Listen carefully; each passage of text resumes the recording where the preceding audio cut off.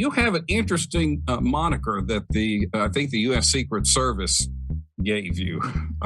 What is that? How did you get that? Wow, that's a question. So the United States Secret Service, they called me the original internet godfather. How did I get the title? That's the question, right? So 39 felonies. I was placed on the United States Most Wanted list. I escaped from prison. The big thing, as if that's not big enough, the big thing is that I built the first organized cybercrime community. It was called Shadow Crew. It was a precursor to today's darknet markets. It laid the foundation for the way modern financial cybercrime markets operate today. So that's Brett. Those 39 felonies had to do with refining a lot of the different types of online financial crimes that we see today, from account takeovers, credit card fraud, phishing schemes, tax return identity theft. Basically everything that's still going on today, or the types of crimes that you see being innovated today, begins back with Shadow Crew and that group that we formed. Do you have any insights? Can you help explain what is the lure of the cyber crime? Is it the anonymity of it, or do you think it was a lot of, well, they can afford it, these are companies? Why did it have such a hold on you? Okay, so it is an addiction of sorts, okay? Not even of sorts. It is an addiction. But committing online crime, the real difference, actually, there's a few real differences. One of the big differences, and we'll talk about these, but one of the big differences is that you never have to face your victim. Typically in a crime, if you're victimizing someone, there's some sort of contact with that victim. Even if it's by phone, you're still in contact with that victim. You get to hear the victim's voice. You get to hear the pain and the suffering in that victim's voice. Most crime, though, is face-to-face. A lot of it is. So you have to face your victim. When you're online, you don't have to do that. Not only that, but you can compartmentalize, and I did. You can compartmentalize your online life from what you've considered your real life. So you can say, online, yeah, I do all this stuff online, but in the real world, in my real life, I'm a good guy. So that's that buffering, that compartmentalization that a lot of criminals do over and over again. And even with me, I did the exact same thing. I justified it. I was like, I did it for my family, for my wife, for my stripper girlfriend. There was a lot of justification, a lot of compartmentalization, and there's also a hierarchy that develops the more you commit crime. You get to the point where you're saying, well, I don't hurt people. I just steal from governments and businesses that can afford it, which is a complete lie. I mean, the number of victims, you always start out, and I'm no different. I started out victimizing people, hurting mom and pop shops, finally got to the point where you're hitting governments, and then you're hurting everybody because everybody pays at the end of the day. But it's the compartmentalization, it's the justification. It's much easier. It's not having to face your victim. You also need to realize that the way cybercrime operates, there are three basic necessities to committing successful cybercrime. So those three necessities are gathering data, committing crime, and then cashing out. So when I talk about gathering data, that's still criminal activity, but not from the criminal side, not from the criminal viewpoint of things. That's just getting all the information that you need and the tools that you need to commit the crime. So it's stealing PII, it's acquiring SOC 5 proxies or spoofed numbers, anything else like that, remote desktops, VM boxes, whatever the tools you need, plus the bank account logins, the stolen socials, anything else you need to commit account takeovers, set up new accounts, credit card fraud, what have you. What you see with those three necessities over and over again, gathering data, committing crime, cashing out. What you see with those three necessities is that one single criminal is not good in all three. He's good in one thing, sometimes two, and rarely, and I mean rarely, do you ever find someone that can effectively do all three things. That's what the way that cybercrime operates is you have these large structures, whether they be marketplaces or forums or Telegram groups or what have you. Those structures primarily exist so that one specific criminal who's good in one thing can network with other criminals who are good in things where he's not. So with me, take me as an example. I was always very good at committing the crimes and then laundering the money. All right. Gathering data? No. Now, I can do it, but I suck at it. Why would I spend my time doing that when someone is much more effective at that particular thing. And that's what you see all the time. So you see the marketplaces that are set up that sell illegal goods, whether it be drugs, whether it be PII, bank account logins, credit card information, what have you. Those people know how to gather the data. Typically, they don't know how to commit the crime. They couldn't use stolen credit card details if they've tried to. They certainly couldn't cash it out, but they can gather it and they know how to sell it. So those are the information gatherers. Then you've got the people who commit the crimes. And then finally, you've got the people who cash out. We've had a lot of problems recently with stimulus fraud, specifically unemployment fraud, right? That's like one of these case studies on the way cybercrime operates. We'll stay with sort of a larger issue. One thing I do think is interesting is the idea of organization, because I think, at least in my generation, a lot of us, when you think of hackers, think of cybercrime, you think of somebody sitting in their mother's basement, on the computer. But it's grown from that, and now this is an organized industry. It's organized crime. And so when we talked 2 years ago, we talked about ransomware, and now that's made a big comeback recently, and people are obviously extremely concerned about this, and they should be. This is, has had, a lot of economic impact in our country and elsewhere around the world. And so explain, I know you at least are keeping tabs on things like this. So can you give us some advice on, how we can combat this, what we should be alert for, or, what should we know? Sure. So let's talk about ransomware for a second. So we had Colonial Pipeline hit, they pay the ransom. We had JBS hit, they pay the ransom. We had the PGA hit a couple years ago, they pay the ransom. When you pay ransom, what does that do? That tells the criminal, hey, this works. Not only does it work, but it's extremely profitable. So first of all, how is ransomware deployed? Typically it's deployed by some sort of social engineering technique, some sort of phishing scheme, spear phishing scheme, maybe dropping a thumb drive in a parking lot and seeing who will plug it in, because they will. It's looking at cybersecurity issues. If you've got, and here's the stat for you, 41% of every single router on the planet has a default password. Think about that for a second. 41% of every single router. I don't care if it's a bank router. They have the default password. So it's very easy to get access, very easy to get access. I was on a panel a couple weeks ago that was talking about ransomware. And one of the ideas that was put forth was, when it comes right down to it, if you're a business that's hit with ransomware, it's a business decision on whether you pay the ransom. No, I'm going to say if it gets to the point where you're saying it's a business decision on where you pay ransom, the problem is that you did not prepare properly as far as your security goes. Now, here's the thing, and this is a fine line to walk. It is never the victim's fault that crime happens. It's always the criminal's fault, always. Okay, so it was not Colonial Pipeline's fault that ransomware was deployed on their system. It's not JBS's fault. It's not the PGA's fault. It's always the criminal's fault that crime happens. But if you live in a neighborhood where crime is huge, you probably want to lock your doors when you leave the house. And that tends to be the problem with cybersecurity. More often than not, we see that companies really don't worry about cybersecurity until they've been hit with an attack. They don't want to put the money forth. And typically you have an IT department, and the IT department will come and say, hey, we need these tools. And management will say, not right now. It's never a question of if you're going to be hit. It's a question of when you're going to be hit. And usually it's a question of, well, it's not your first time, is it? You just didn't know about it before. We have to get to the point where we take a proactive response to security. So everybody, I don't care if it's an organization or an individual, you have a place in the cybercrime spectrum. Everybody. If you have a business or organization that makes money, a criminal can and will make money off that same business or organization.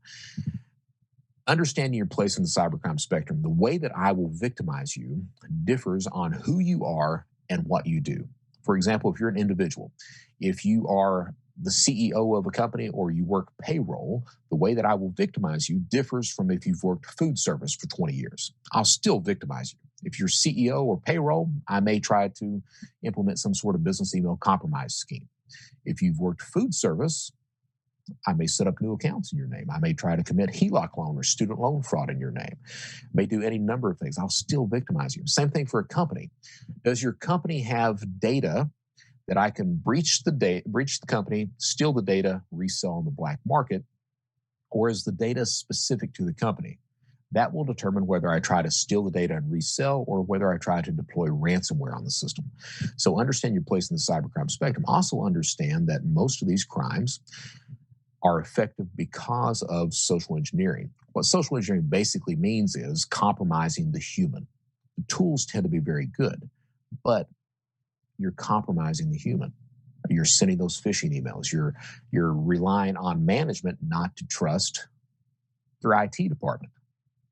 You're saying, okay, we know that, and we see this time and again. That's one of the things about organized cybercrime is the intel, the data among criminals is real time. So criminals know if a company has changed fraud teams, if they've changed tools, if they've stopped using or they started using a new fraud tool, stopped using an old one, if they've implemented some sort of new security.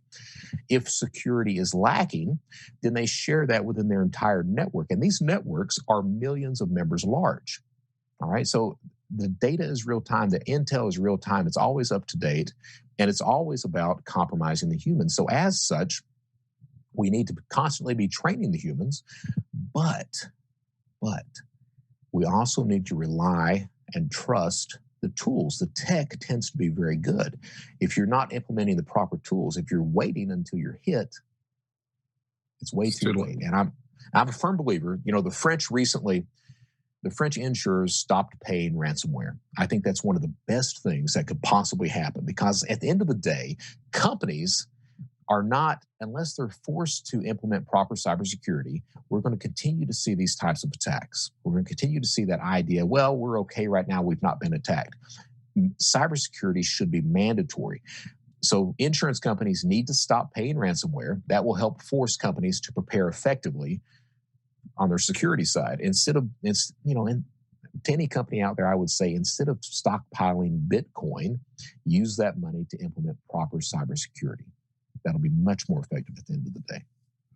When you say proper cybersecurity, when we talked before, so first of all, I do agree. It seemed to be previously, when we talk to companies like, well, how do you feel about how vulnerable you are? Like, oh, well, no, we have a firewall and we have antivirus software, so we're good to go. And as you've said, we've discovered that's not enough. And so one of the things I know that you've been a big proponent of, and we have too, is training employees, because I've seen surveys that say that, as you mentioned, is often the primary way that they're getting into the organization is through they clicked on the wrong email link or they downloaded an attachment. It's through the human being. And so that's one of the first things that the companies can do is train their employees. And then when we talked before, you mentioned back up your data. And if you are hit with ransomware and you have everything properly backed up, then you don't have to pay the ransom. Right. It's all preparation. So with training, I'm a firm believer in proper training and persistent training. Studies have shown that as long as training is ongoing, that employees tend to be extremely good. They tend to be vigilant. They tend to be aware of problems and the techniques that criminals are using to hit companies. But when training stops, at that point, they're right there at the top. And when training stops, guess what? Their awareness levels, everything else starts to go down. So training needs to be persistent. It doesn't need to be some 30-minute video that you watch every 6 months. It needs to be persistent and consistent. All right.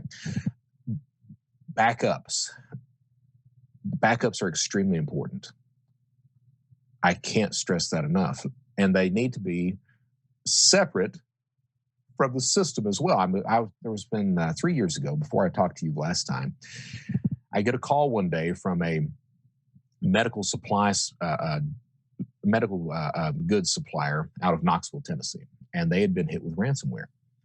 And my first question was, do you have backups? And he's like, oh yeah, we got backups. Then he pauses and he's like, they're locked down too. So that's the problem. Backups are good, but you have to make sure that they're deployed properly. So it boils down to doing things properly. And it's more than just backups and training. It's making sure that you've got all the tools in place that you need. Those are some of the most important. But it's a criminal. It's more than social engineering. 90% of it's social engineering, but a criminal has a variety of tools that he uses to attack you. You need a variety of tools to defend yourself as well. And the thing about it is they're not horribly complicated tools to make sure you're not that lowest hanging fruit on the tree. So, it's password managers, or if you're a company, if you don't want to use password managers, you can get the hardware that plugs in, that secures you so that phishing stops completely, the hardware keys. You can get that. It's the training. It's making sure that you're looking at all the data that comes in. So these days, if you look at security and companies, it tends to, the way that things have been is everything has been siloed. All right. Well, criminals are used to that. Criminals tend to take one silo and defraud that specific silo based on its own merits. And then once they gain access to that one silo of security, it allows them access to these other silos, whether that be a security operation or whether it be if you're trying to commit some sort of identity fraud or something like that. You defraud one where it doesn't look like it's fraud within that system. That system doesn't suspect that type of fraud, but it allows you access to these other systems. And then you use them all together to commit whatever you're trying to do. Kind of complicated, but really effective. We as the good guys have got to the point now, I see more and more companies that are starting to put additional tools. So you've got a lot of identity protection companies now, or identity verification companies, that are starting to look at biometrics on top of it, or starting to acquire data services on top of it. So it's the idea that even security companies now have started to understand that one tool doesn't solve everything. It takes a variety of tools. And the more we get to that point of understanding, the more effective I think security is going to be. And as I said before, it has to be proactive. You have to be proactive on this stuff. Well, that's the good news, that there are ways to prevent it. The bad news, though, is from what you explained, they don't really have a conscience when it comes to cyber fraud. That's their business. If you think they're going to take mercy on you, if you beg and plead, it's just not going to happen. Well, think about JBS. All right. So JBS, right now we've lost 20% of the food supply, the meat supply. All right. The people who launched that attack, I think it's Revel that did that, or ReEvil, the people who launched that. So they know that they have hurt the entire planet as far as meat supply goes. What does that tell them? That tells them, hey, this company's sweating. They can afford it. I'll bet they pay. No, we're not going to negotiate. So a lot of the times with ransomware, you can negotiate with these people. If they want $2 million, you can sometimes negotiate them down to $200,000. You get something like that. No, we're not going to negotiate. The ransom is this. You going to pay it or not? Bet you will. I'll bet you will. And so they do. And they do. And the way you don't pay is you prepare properly to begin with. You don't take the idea that, well, we might not be hit. No, it's always when. When are we going to be hit? And you prepare properly. You trust your IT team. You hired these guys for a purpose. Trust them, because they won't steer you wrong. Well, good. Well, Brett, we're out of time. There's a lot of good advice. Thank you for sharing your story. I'm glad that you are trying to help prevent the problem and not one of the causes now. So that's a good thing. You have your own company that you use to do speeches and training. Is it Anglerfish? Anglerfish.com. That's ANGLERP as in Paul, HISH. Anglerfish.com. Yes, sir. And so thank you for sharing your story. And it is interesting and it changes constantly. And the only thing we can do is just keep up with it. And like I said, implement the tools and be prepared.